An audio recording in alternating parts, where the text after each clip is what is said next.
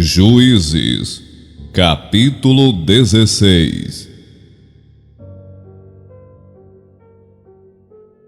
Certa vez Sansão foi a Gaza, viu ali uma prostituta e passou a noite com ela.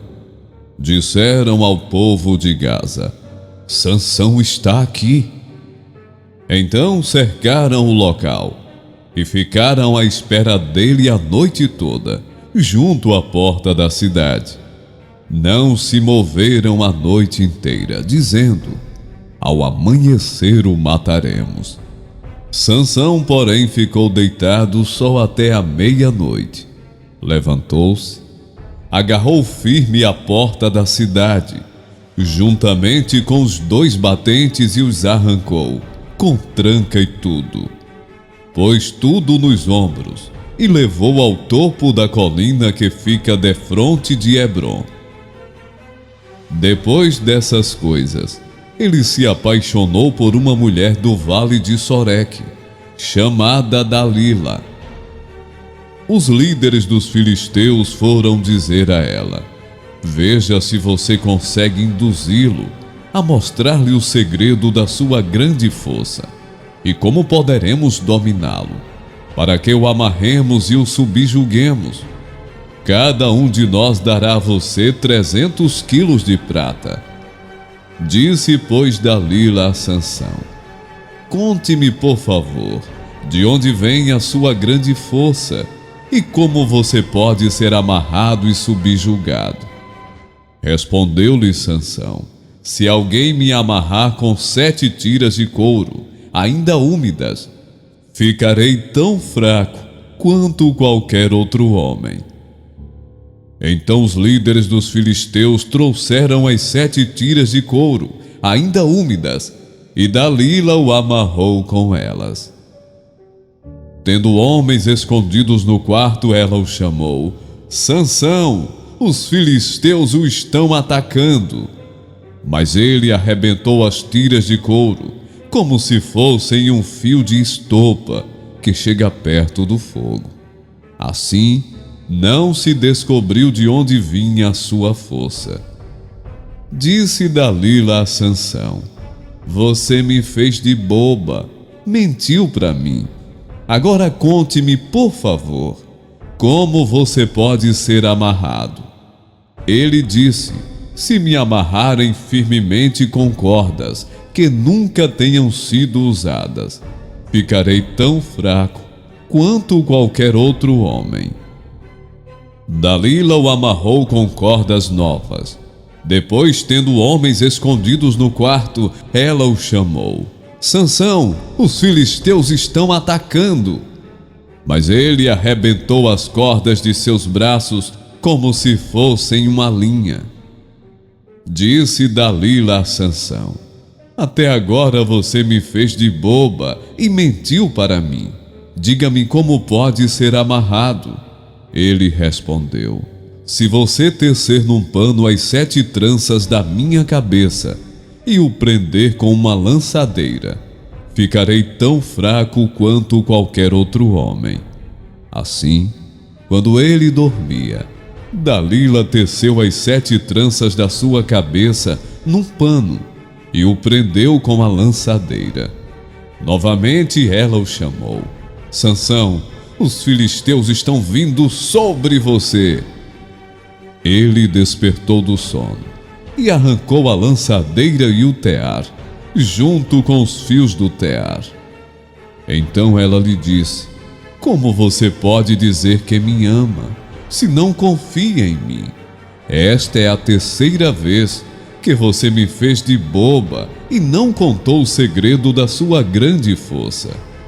Importunando o tempo todo, ela o esgotava dia após dia, ficando ele a ponto de morrer. Por isso, ele lhe contou o segredo. Jamais se passou navalha em minha cabeça, disse ele, pois sou nazireu, desde o ventre materno. Se fosse rapado o cabelo da minha cabeça, a minha força se afastaria de mim, e eu ficaria tão fraco quanto qualquer outro homem.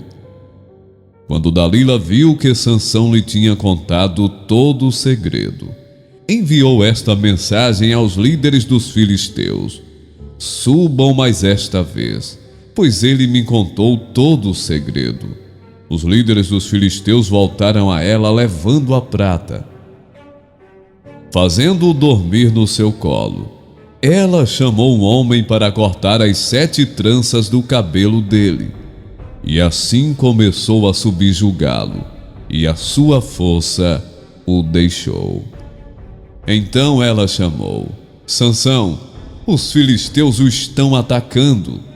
Ele acordou do sono e pensou: sairei como antes e me livrarei. Mas não sabia que o Senhor o tinha deixado. Os filisteus o prenderam, furaram os seus olhos e o levaram para Gaza. Prenderam-no com algemas de bronze e o puseram a girar um moinho na prisão.